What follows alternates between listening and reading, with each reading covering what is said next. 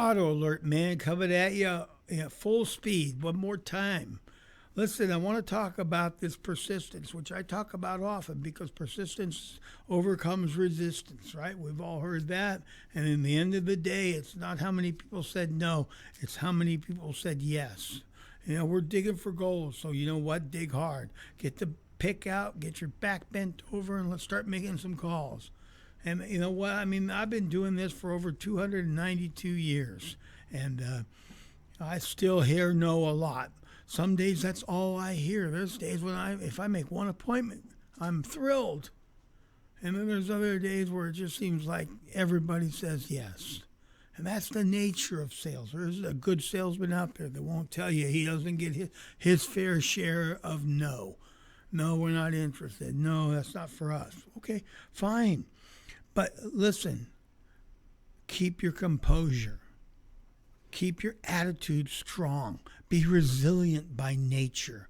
If people say no, you say, hey, thanks, folks, thanks. Hey, by the way, if I'm not able to find a Ford Focus like yours in my search for the next couple of days, would it be okay if I gave you a call back and just ran it by you again? And some people say, no, that's okay. I love my car. When I hear a man say, I love my car, that's weird to me.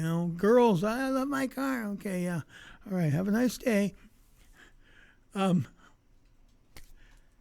lose your sense of humor either.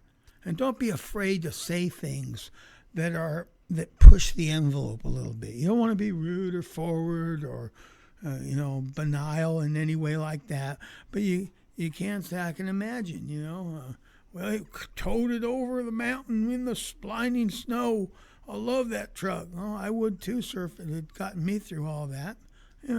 Let people have their glory because a lot of times that will lead to a sale. Go, well, I know they're amazing trucks, sir. That's why I'm calling you. Well, I'm going to be in town tomorrow. Maybe I could come by. The best way to get is to give first. So give them something. This time, if you can really make it by tomorrow, we might be able to get you a truck that's very similar to yours and make sure that you get the navigation or the heated seats or the power seat on the passenger side that your wife had complained about. Bring things out about their truck. Talk about it. Don't just, okay, thank you. Oh, what is it that you like most about your truck? Well, what is it that you don't, the one thing that you could change if you could? Well, I mean, my wife doesn't have a power seat, and I hear about it every time we get in the truck. Well, hey, there you go. Look, touch, feel, be a part of people. That's what great salesmanship is. It's not changing people's mind, but telling stories that help people see things better. Because when we see better, we do better. And that goes for us, too. That's why Auto Alert is so important. Look at these columns back here. Look at what they do. Look at the power of these columns.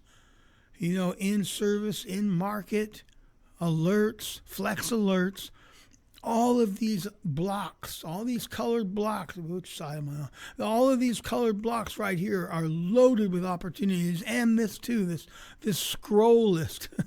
This scroll list right here is loaded with dynamite and power to make your day work. You can't run out of opportunities with Auto Alert. If you do, you need to get on the phone and call the Auto Alert people, and they'll put a list together for you. They'll walk you through it. You can call me too. I'll be glad to help you. I'll help you right over the phone. But one thing's for sure, when you put a good list together, don't put a huge list together. If you decide to do all the 2015s, all the 2017s, 16s. Don't do all makes. Don't do all the models. If you're at a Mazda store, then do the 626s. Do every different model. That way you don't have such you don't want a list with 600, 700, 800 people in it. It's just too much work, and you lose track of what you're doing, and you kind of get bored and fatigued, and that right then. The little policeman in your head should be holding his hand up and blowing his whistle. It's time for you to take a break. We wear out quicker. They're out on the point. They're getting the fresh air. They're moving around. They're talking to each other. They're engaged in things that are keeping them more spontaneous. We'll grind ourselves out. And so after, I see these girls in the internet department that just make these calls, and they're amazing. I mean, they'll call through that entire list and then go to lunch and then come back and call all the way to 5 o'clock. I can't do that. And I really don't advise it. After you've been on the phone for 20 minutes, 40 minutes, an hour, hour and a half, whatever, if you're starting to get goofy, I want you to get up, go for a walk outside, get some fresh air, chit and chat with the guys a little bit, man. And they'll ask you, you got anything for me, Alan? You got anything for me?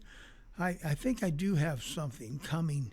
But let me get back to my desk and get to work and come see me in about an hour. Okay. And they will. They'll come and see you, man, because you are going to have something. Because you're a diamond.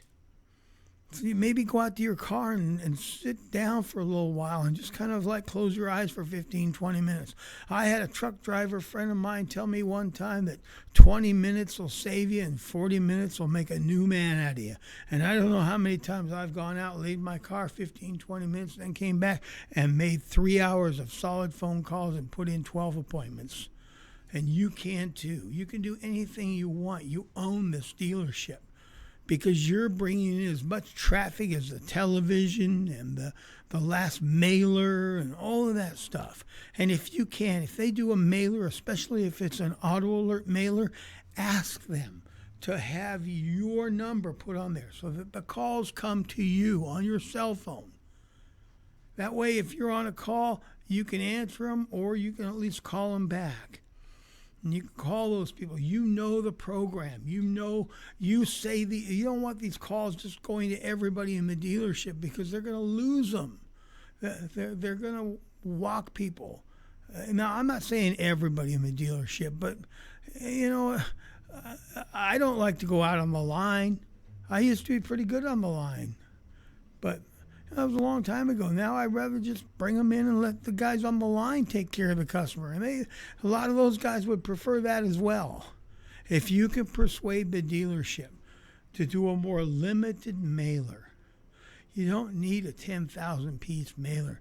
I would much rather break that into 3 mailers. Even though they print them all out at one time, there's no reason that mailer can't go out, 1 in 2 weeks, another one, or 3 times in the month, and have those calls come directly to you and line them up and get them going. And when I make an appointment, I think I've gone over this. I want to go over this again. When I make an appointment with somebody, I send them a text message. It says, "Hi, Ken and Mary. It's Alan Jerome calling from Renegade Ford, confirming our appointment for tomorrow morning at 10:15 a.m." Now, I'm going to tell you something, man. Appointments that are that night and tomorrow are the best. The closer the appointment is to that phone call, the higher the likelihood that you're going to have a car deal, let alone a show appointment.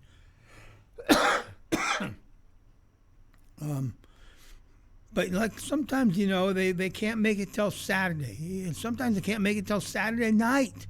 And it's Wednesday or Tuesday, and you're flipping like a salmon. How am I going to send them that text? I'll see you guys. I'll see you kids Saturday night. Don't say kids if you don't know them or you didn't have the right rapport with them. Just say you folks.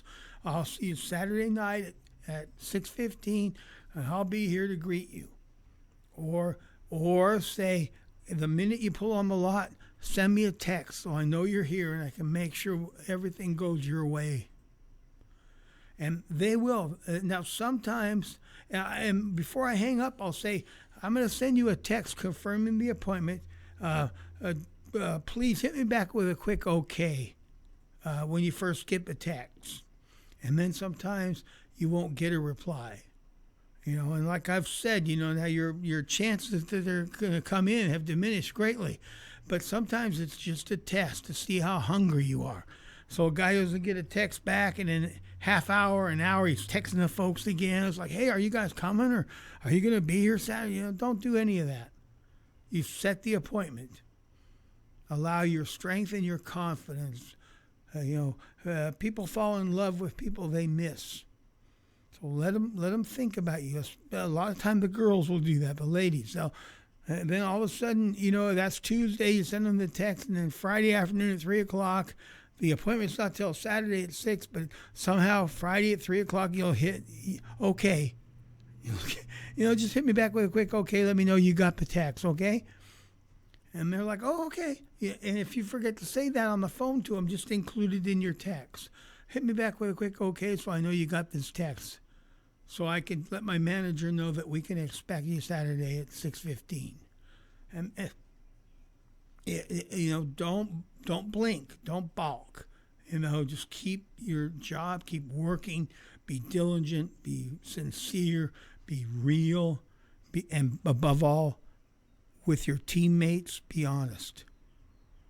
Do the very best you can for them. And really, I don't care about the $25 for one appointment. It doesn't make a pile of beans to me. I want the appointment to buy a car from this salesman. I want him to go out there and say, you know what, I've made a couple of deals with Alan this week. It really has helped. That's what you want. Because then they're like little kittens trying to get to the milk. You have to put out 5 bowls of milk. And that's what'll happen, man. You'll get 2 or 3 guys at one time come in. We want something. Anyway, that's probably enough of my ranting for today. Again, it's Alan Jerome, Auto Alert Man, coming at you strong and real. We'll see you in a short time. Bye-bye.